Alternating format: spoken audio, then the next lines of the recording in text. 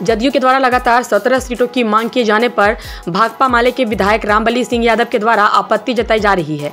भाकपा माले के विधायक रामबली सिंह यादव ने कहा कि जब जल्दी 17 सीटों पर चुनाव जीती थी उस वक्त वे लोग एनडीए के साथ थे और उसमें कई घटक दल थे, लेकिन आज स्थिति बदली हुई है और 17 सीटों पर जिद करना उचित नहीं है। भाजपा माले को भी कम से कम 5 सीट चाहिए। आरजेडी भी बड़ी पार्टी है, तो ऐसी स्थिति में जदयू के द्वारा 17 सीटों पर दावा ठोकना गलत है। मिल बैठकर सभी को सीटें तय करनी चाहिए और जेडीयू को अपनी जिद छोड़ देनी चाहिए। दावों का दौर अभी चल रहा है। हम लोग जो महागठबंधन बनाए थे उस महागठबंधन में नेता के रूप में हम लोग राष्ट्रीय जनता दल के नेता तेजस्वी यादव को हम लोगों ने चुना था।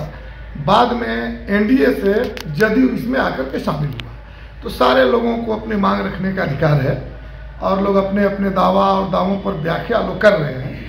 तो जदयू ने 17 सीट पर दावा किया है, तो हम समझते हैं कि उनका सीटिंग सीट का मामला होगा कि भाई इतने सीट पर हम जीते हुए हैं। लेकिन हम समझते हैं कि व्याख्या सही नहीं है, और इसलिए सही नहीं है कि जो 17 सीट आपने जीता है वो उसमें लोजपा और भारतीय जनता पार्टी शामिल है। अब जब उससे आप अलग हट गए हैं तो नए सिरे से विचार करनी चाहिए। सारे दलों के साथ बैठ करके न्यायपूर्ण सीटों का बंटवारा होना चाहिए।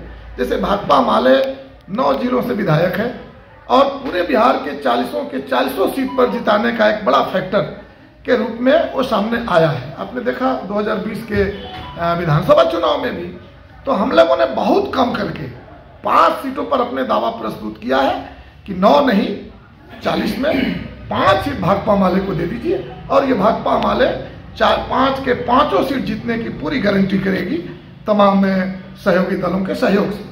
तो इसलिए कह रहे हैं कि ये जीत कहीं से उचित नहीं है और हम समझते हैं कि बाहर में ये बातें हो रही है। अभी अलग अलग दावे पेश किए जा रहे हैं।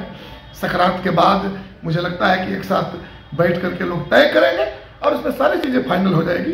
कहीं से भी महागठबंधन में कोई भी टूट फूट के कहीं से संभावना नहीं है, कोई जीती नहीं होगा, मुझे पूरा विश्वास है इसका। ना ये तो बिल्कुल, इसीलिए तो मैं बात कर रहा हूँ कि 17 सीट पर आप मांग रहे हैं, तो मांगने का दावा यही होगा कि हम लोग जीता है। तो जीते हैं उस समय वो परिस्थितियां अब नहीं है।